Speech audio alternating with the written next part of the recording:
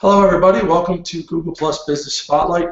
I'm your host, Stepan Hovnanian, and each week we try and bring in guests and business owners from around Google Plus to talk about how they're using it for their business and the types of things that are making it work for them, and also to give you some tips and ideas that you might even be able to find are going to work for yourself.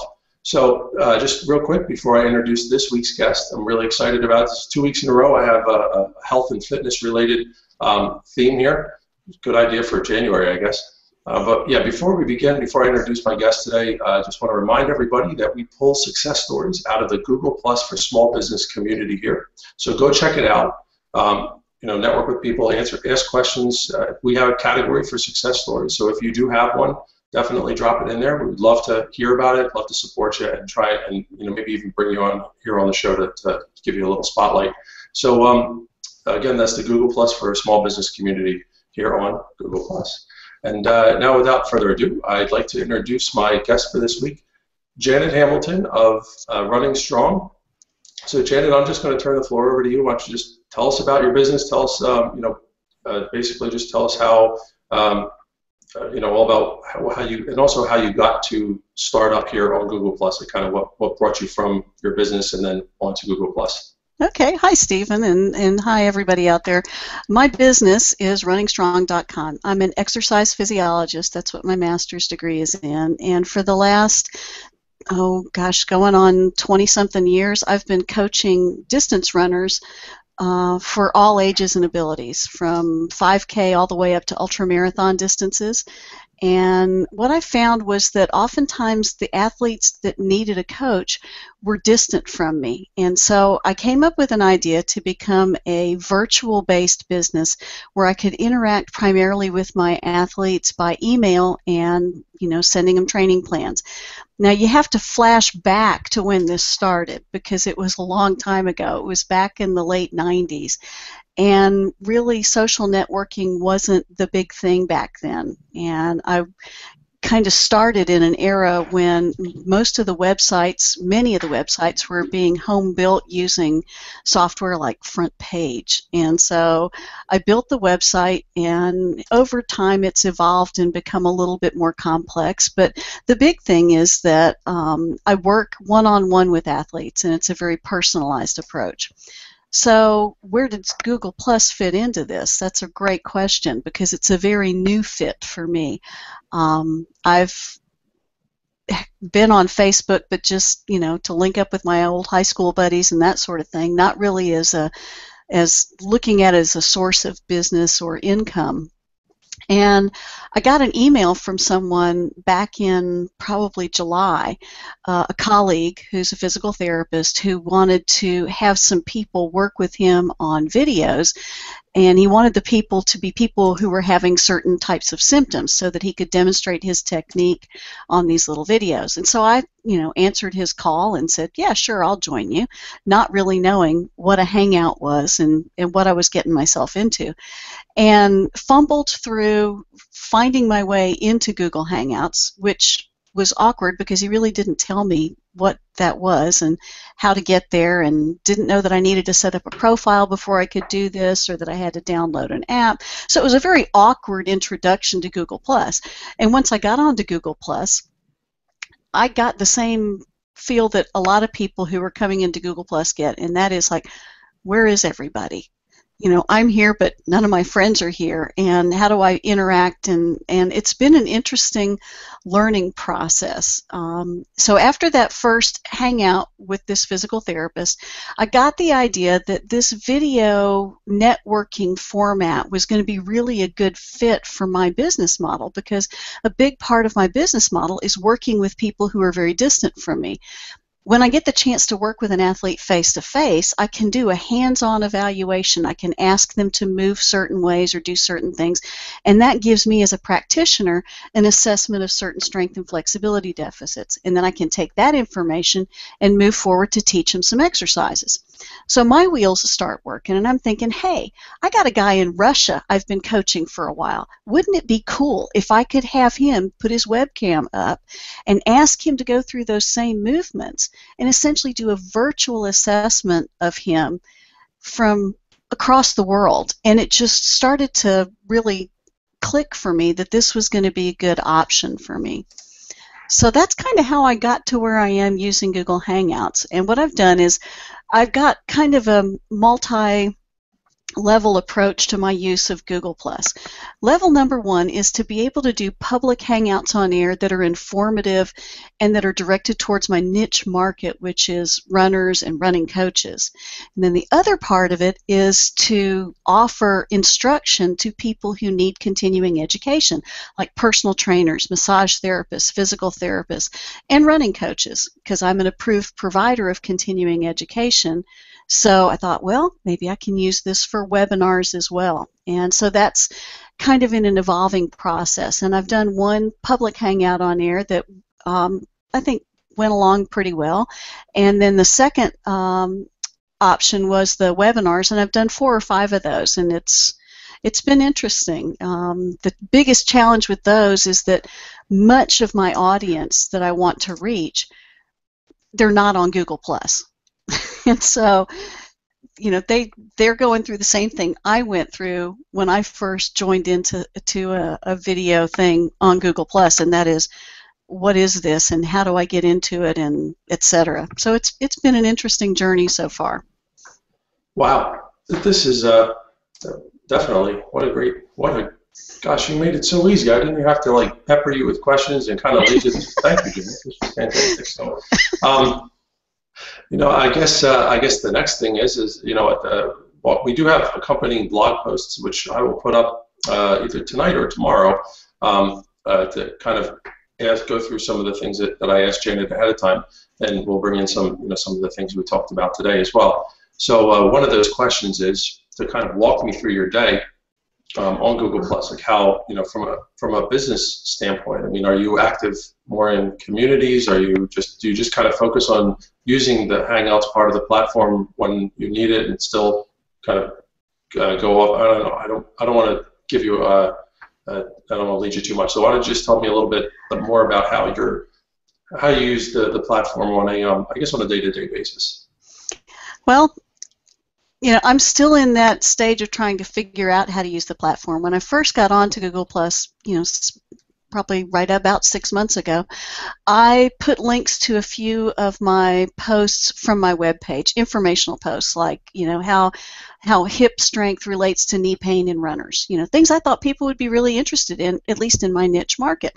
And of course, you know, I hear nothing but crickets. Nobody posts back, nobody comments. I'm thinking, okay, this isn't working. What am I doing wrong? So I joined some communities, and what I've done with the communities is I just go in and read other people's posts and questions, because that's really initially how I got started as a virtual coach. I would go to what was then called forum pages, where people would post questions and answers on a forum page, and I would put up answers to people's questions, just help them out wherever I could. And if they asked more detailed questions, I'd try to reel them into my website.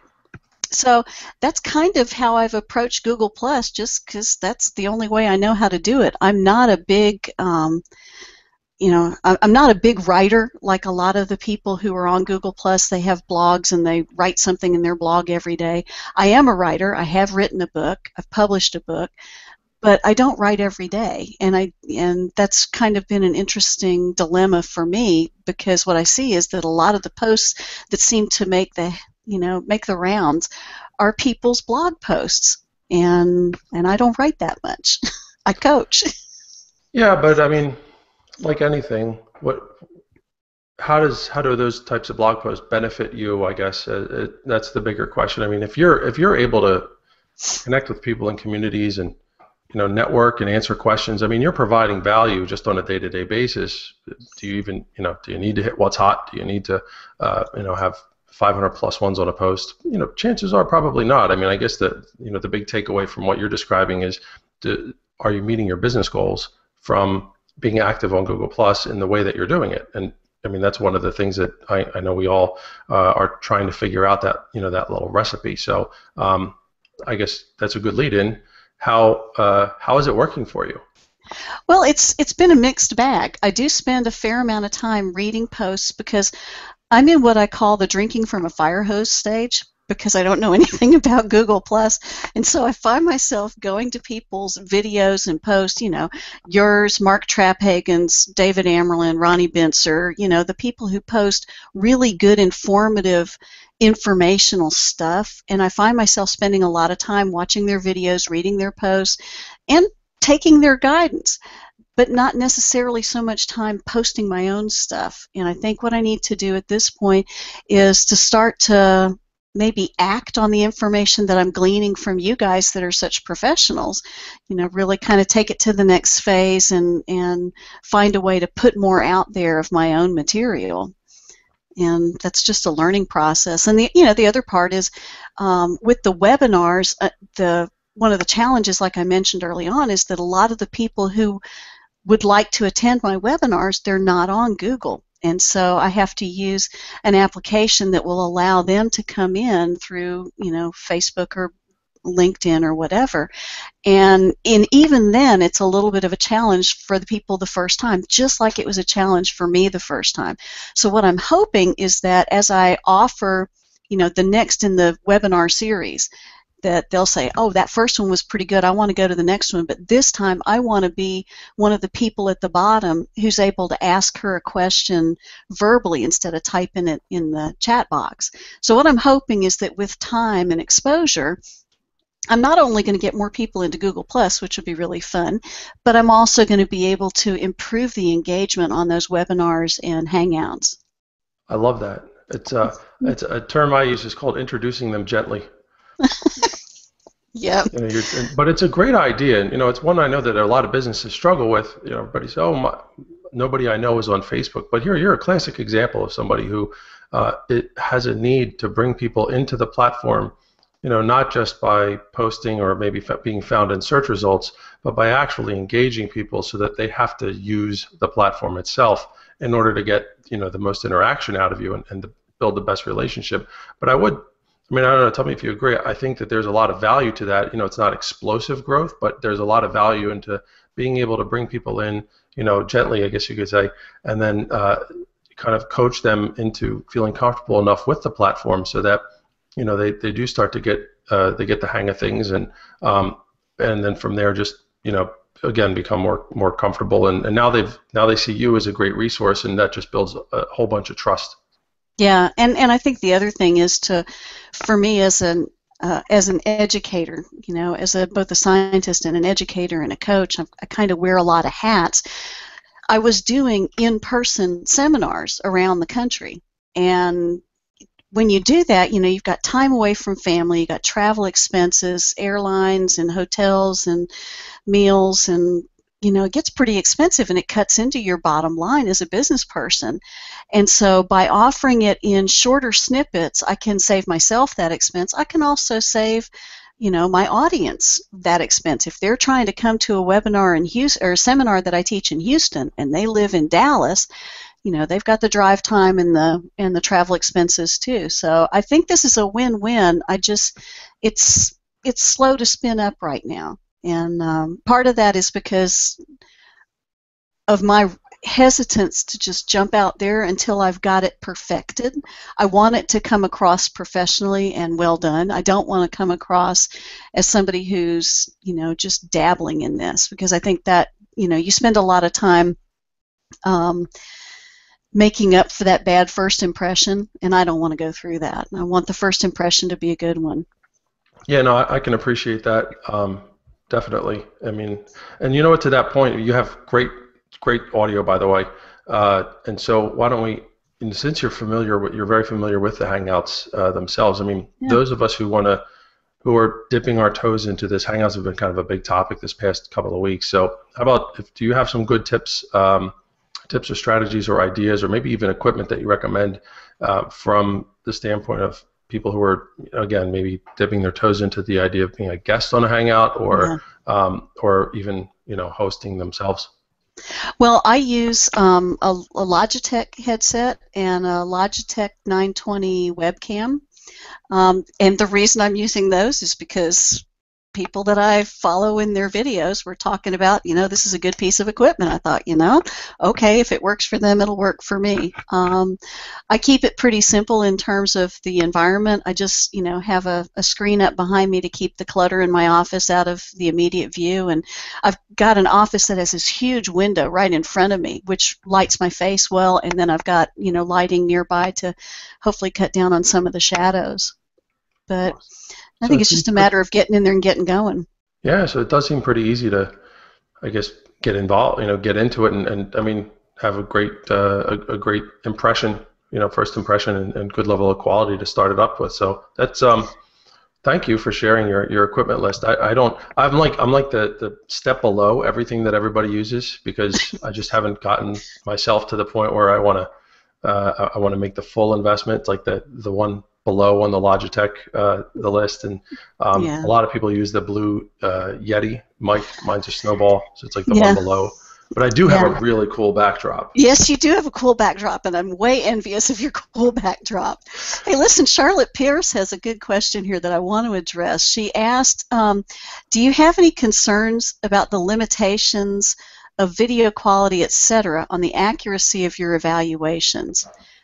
And the answer to that, Charlotte, is yes, I do. But what I've found is that the type of assessments that I'm doing on my athletes, when I can convince them to do this, and that's another thing, is a lot of athletes are very reticent to jump in and have a video evaluation. They'd rather just do a phone discussion, which, I mean, that's how I've done it for years, and so I'm comfortable with that. But if I can get them to do a video, then I can have them go through a series of functional movements, a deep squat, a single leg stand, a backward reach, a forward reach, a few screening tools that I've used over the years, and I can tell them, okay, back up from the camera a little bit further, okay, right there, now do this movement. Okay, now turn 90 degrees and do it again. So I can essentially virtually walk around them and see them from different planes. And it's really been helpful. It's also been really helpful for trying to teach people how to do exercises to specifically address a particular dysfunction. Case in point, I don't know if you've ever looked at a book of stretches or strength exercises and you see a whole bunch of little stick figures with, a pretty crude description of what you're supposed to do. And what I've found is that if you can fine-tune those movements and get the person to do things in a very specific fashion, you can get much better results. You can stretch what you were wanting to stretch without stretching a whole bunch of other stuff. That's cool. So and I assume too on the I'm sorry to cut you off, but on the other side of things, you have the ability, which I know this is the part that's like lacking on all of those diagrams. You have the ability to like point to something, and say, oh, exactly. It's this one right here. This is the thing that you're supposed to feel it. Yeah, exactly, and that's what I found myself doing. Is I'll say, okay, I want to teach you the following exercises, and I'll get up and I'll go across the room and demonstrate it, and then I'll tell them to do it, and tip your camera down so I can see your foot. Okay, no, you need to roll it this way a little bit, and it's just been so helpful to be able to utilize. Awesome. It's an interesting medium, but it's also kind of funny to me how some athletes are really, really hesitant to be on a web camera because they're very self-conscious about whatever, and they don't want to be on the camera.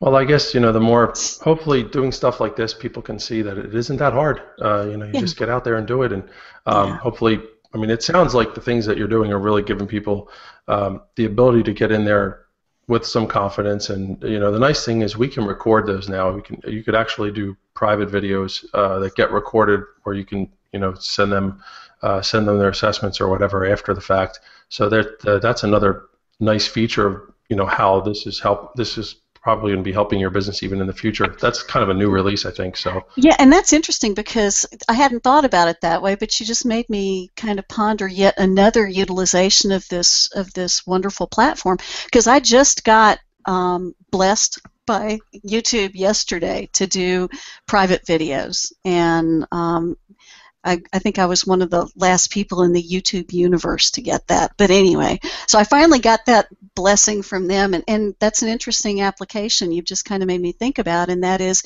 to to use that recording of their evaluation, or to be able to demonstrate exercises and put them all into one video and send them directly to that private video so that they can take a look at it. Right, right. I knew I'd come out of this with good ideas, Stefan. Hey, I love it when everybody wins. Everybody gets some cool ideas out of it. That's the whole point of the show. And you know what? We're actually coming to the end of it anyway. So this is a kind of a perfect time to just, if there's any other tips or shout outs, I would encourage everyone to check out Janet's site, runningstrong.com. If you know any runners, you know anybody who could be interested in the types of things that she's doing, definitely give her a shout out. Absolutely. Is there any other tips or shout outs or things that you've found really successful that other business owners could use themselves? Yeah, I think it's just a matter of getting in there and exploring all the options that we have available to us on Google+. And keep your eyes out. I'll be doing another public hangout on air coming up in February, and this one's going to feature a colleague of mine who is a writer for Runner's World, and she's going to be talking about how to make the transition from marathoning to ultramarathoning. So for people who really want to dive off into the dark world and want to run more than 26.2 miles at one time, there are races out there for people to run 50 or 100 miles at a time. Yeah, doesn't that the look on your face is absolutely classic. Oh my God! I'm making that look because I know nobody can see it, but holy cow, who does that? Oh my God! Yeah, it's an interesting sub niche of the running community. But anyway, it should be really, really fun. She'll talk about how to make that transition and why you might want to consider or not consider making that transition. So keep your eyes out for that sometime in February. Oh, that's exciting. All right. Well, everybody keep your eyes open for that. And I want to thank Janet for coming today to share her experience and share what's working for her in her business here on Google+. This is another episode here of Google+ Business Spotlight, and I hope you guys check out the blog where we'll do a recap of this, and join us over in the small business community, Google+ for small business community, to continue the discussion. So we'll see you guys next week. Thanks, Stefan. Thank you.